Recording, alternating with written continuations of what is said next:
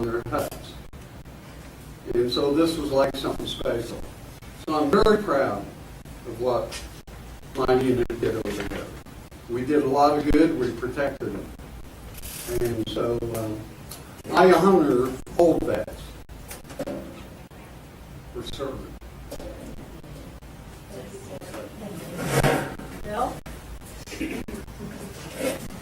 No, Bill gets two pictures. I joined the Navy in November 1965, and then March of 1967, I went to Vietnam with the Marine Corps. I was a medic with the Marines. I sat in the hole with the Marines. I was on patrol with the Marines. Whatever the Marines did, Exactly. I was with them. So I spent a year in Vietnam and then came back, spent my last 18 months in Jacksonville, Florida. That was I enjoyed every moment I was in. I thought I was going back in with the Marines, but they told me I had to go through boot camp again.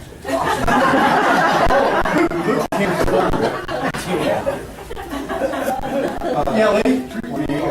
Respect. Pardon me. 1A or 1A? 1A. Thank you, Bill. Is that all? Errol Bilbrook served in the Marine Corps, and what he told me, he did send the pictures, so we did. Bill's got one more thing he needs to stand up. Oh. You know what it is.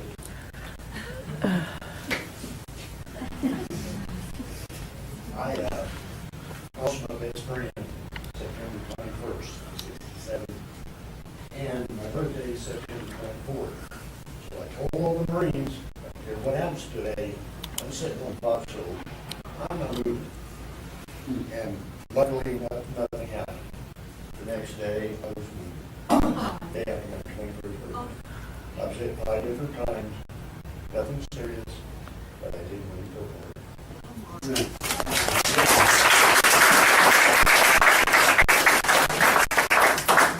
Well, I think Kenny has one too, don't you?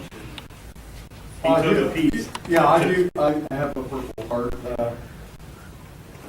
Yeah, it's kind of funny, actually.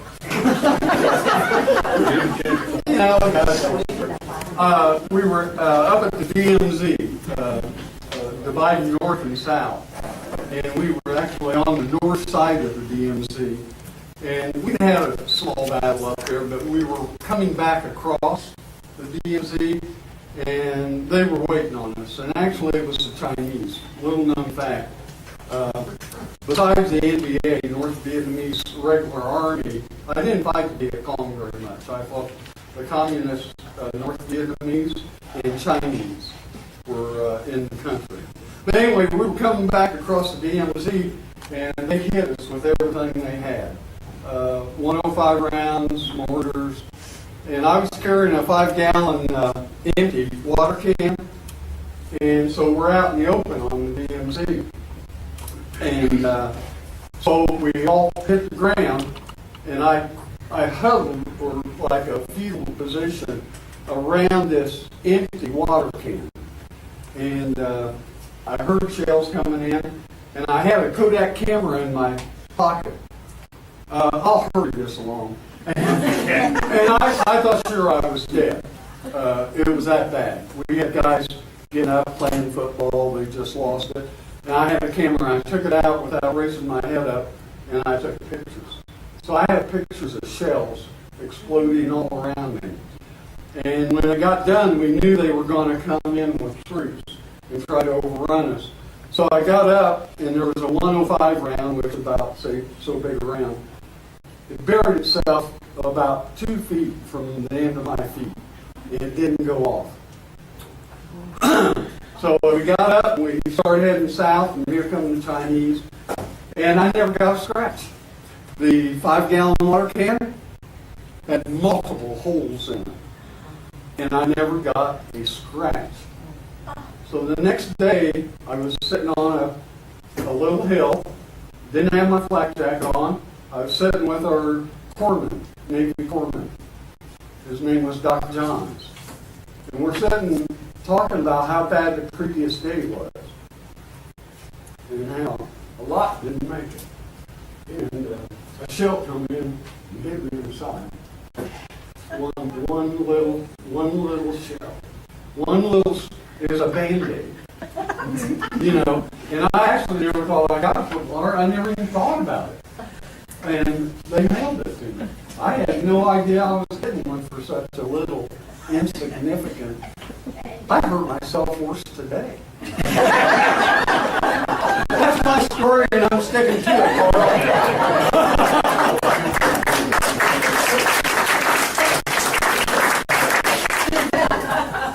Okay, Dick, you're up. I was in National Guard out of Rockville Station in Rockville, and I went to Fort Leonard Wood January 10th, 1967. And that was no vacation spot. It wasn't anything like the rest of these folks went through. We had wind chill 50 below the whole time I was there. It was horribly cold. And from there I went forward to California. And the Army and their infinite wisdoms taught me how to drive a truck. You know, I've been a hasty farm boy for a long time, so I thought that was pretty funny. They took me out there and drove through the mountains and had a good time. It's not anything. Very humble to be in the company of the folks that we've had to represent the country. I think I was an E3 or E4. 67 for 6 years, it was a long 6 years.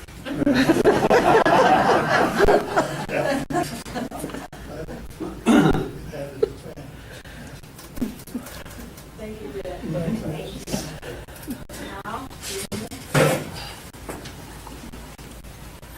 I was in the Civil War.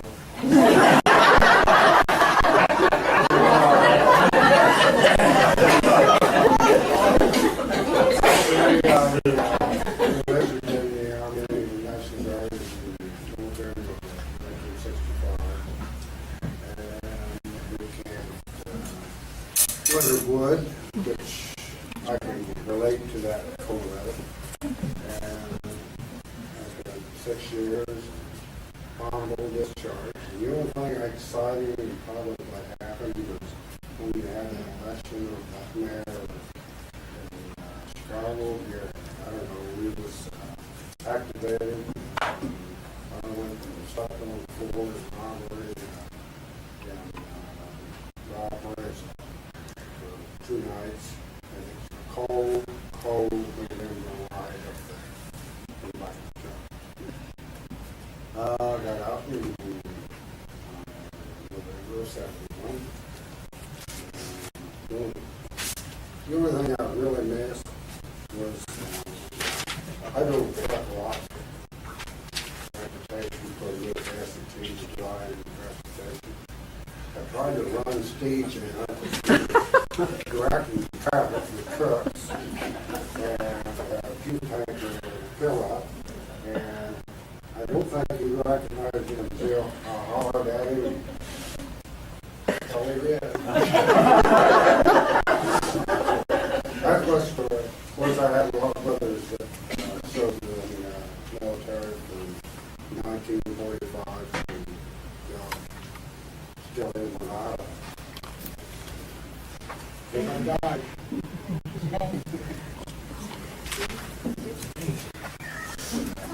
I was in National Guard, I think all my life. I got in a little bit before Smitty did, and now, I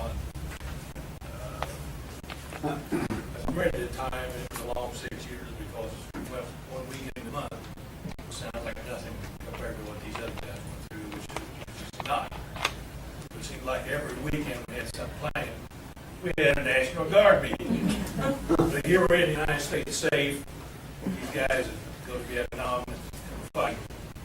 We thought about them every day. I was in 6 years, and I was glad to get out. So I wasn't no part of any more of it.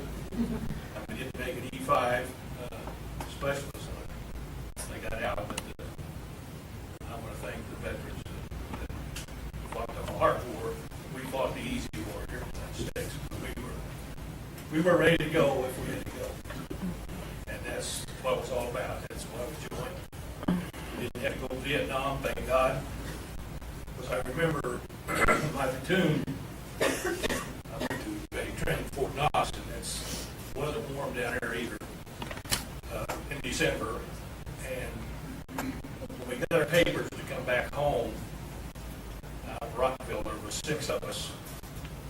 Everybody else in the platoon got papers to go to Vietnam. It was a sad, sad day.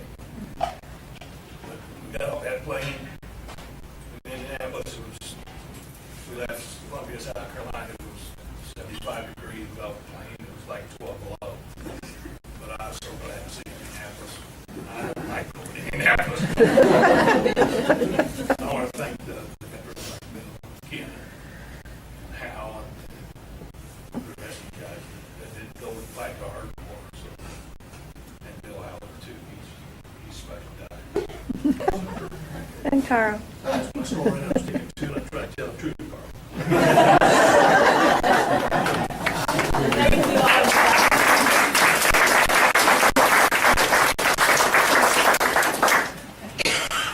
Okay, I think, let's see what's up here next. Dick and Carl got a little game for us to play. And some prizes.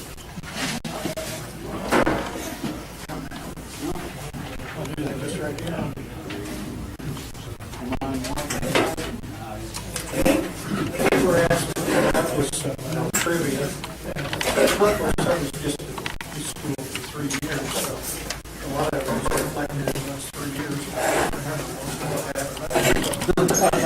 You have to bear with me. We came up with some questions over by Alan there, is our prizes. It's one of the cuts of the school on it. It's kind of nice. So what we'll do is, of course, you can only win one cut. So you win one cut. On these sports questions, we don't want the same guy. And one of the questions that Carl has is a certain number, and it'll be the one that's closest to that number without the one over us. It would be easier to figure out. You're talking to Carl. Yeah. Okay, the first question.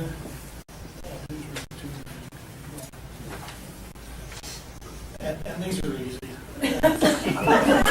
What year was the last graduating Bainbridge class? 69. Now you can't all have that. Raise your hand. Who was first? Yeah, she was in the class. There you go. And who was our principal when we graduated?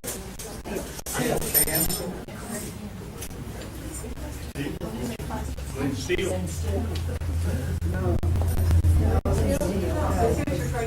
Mr. Evans? No, ma'am. Mr. Parker?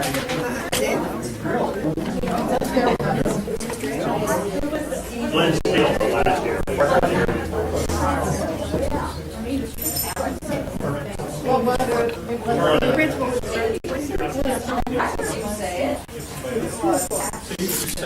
Give Kevin Erickson. Inside there is a gold coin, but you'll have to look at it carefully. I've got about 50 of them to get We rid spent of. a lot of money. I spent a lot of money on these gold coins. For my class. It is. Right there. Because I know, I was on the student council last time we talked. Yeah. We wouldn't discuss it. Not talking about, yeah, let's see. Who was the study hall teacher that became the least likely to catch his sleeping in study hall? Blur. He didn't do Oh, no, that. he tried another. Man, Who? Bill Aldrin. no, Nicholson. Yeah. Noel would fall. Nick would fall asleep.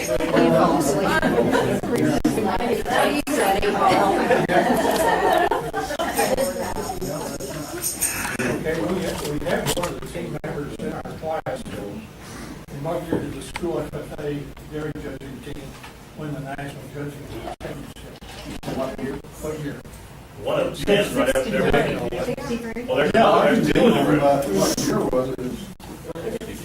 63. Three? 62, my husband was on the team. Joyce has He was on the team. What year was it? 62. All right, back to Joyce. David's on the team. Well, that's right. She's doing the answer. And Carl was on the team. And Keith and David Leonard, yeah. You got what? I have another one about teachers. Who was the teacher that read most of his notes, read most of his lecture from the textbook? Crash. Kathy?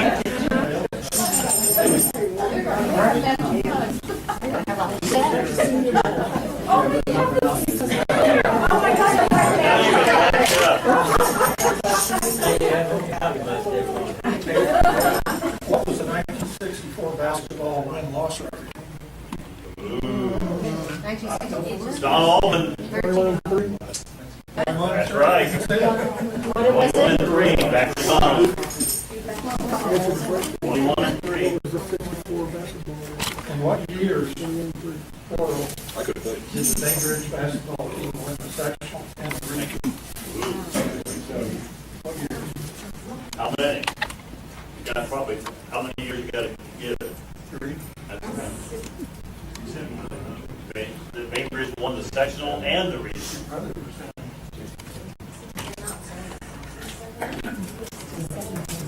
It's more than one. 59, 66. Actually, there's three. It's three. 3 years. Bill had 2. 59, 66, 67. I think somebody's getting close. Ask Donnie what he's got. What do you think, Don? 59, 66, 67. That's it. Give it to somebody else. It's a walking encyclopedia on that. Anybody else know it in their own mind that was right? Yeah, I kind of knew. Oh, I hear it.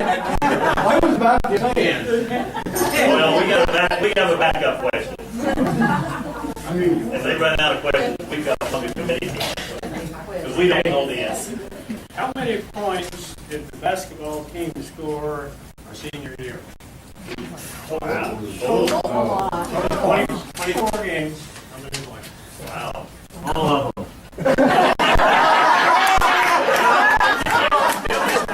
We didn't get all of them.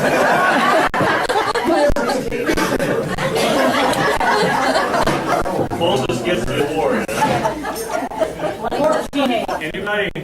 How many? 1480. Anybody else? 1,069.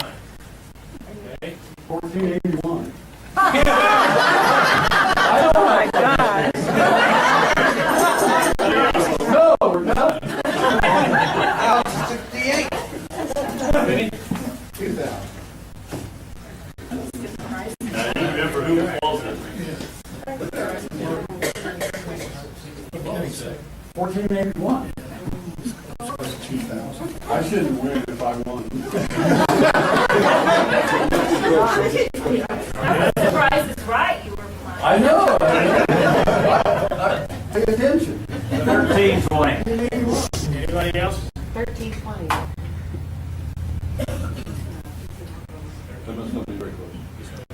Who said, was that you? You got a guy back here who said 1320. Well, how long are you going to keep waiting for an answer?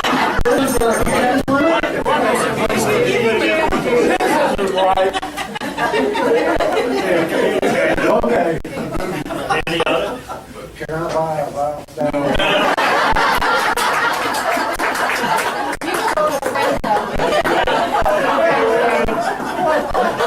Okay, the total was 1,679. So who had that? Norma. Norma? Right. Norma. If we got one more point, we would average 70 for the year. Wow. No 340. We are, you guys are in the hard one. One at a time. One more? Yeah. Yes?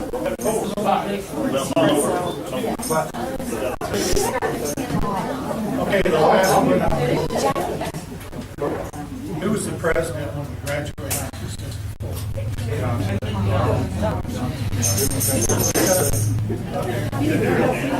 Thanks, guys. Thank you.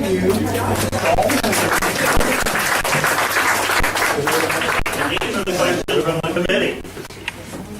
Who came the farthest today to attend? It would have been John Hills, I think. Well, yeah. I don't know.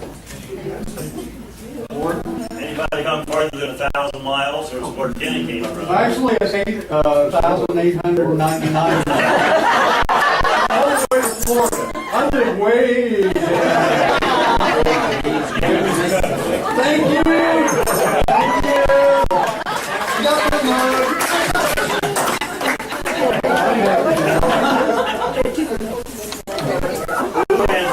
Who has been married the longest to the same person? Sorry, Mo. You always have answers. Anybody can top 48 years? Joyce? We will celebrate our 50th anniversary August the 2nd. This year?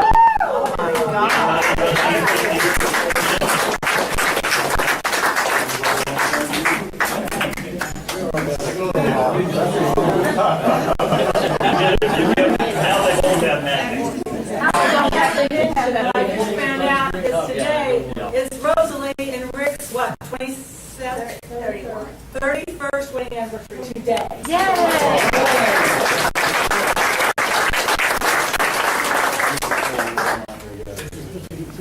And then they get gold coins. These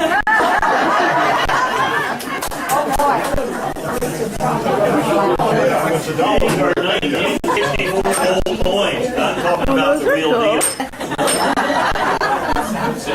You will all have them. And the last one gets the money bag full. Who has the most grandchildren? These could be step-grandchildren. Anybody here with step-grandchildren or grandchildren? Anybody with more than a dozen? Oh, no, Joyce. Oh my God. I have 15 grandchildren and 5.5 grandchildren. Anybody can outdo that? She gets $15 to give her of these. You count these and see if there's 15 in there. There's some more.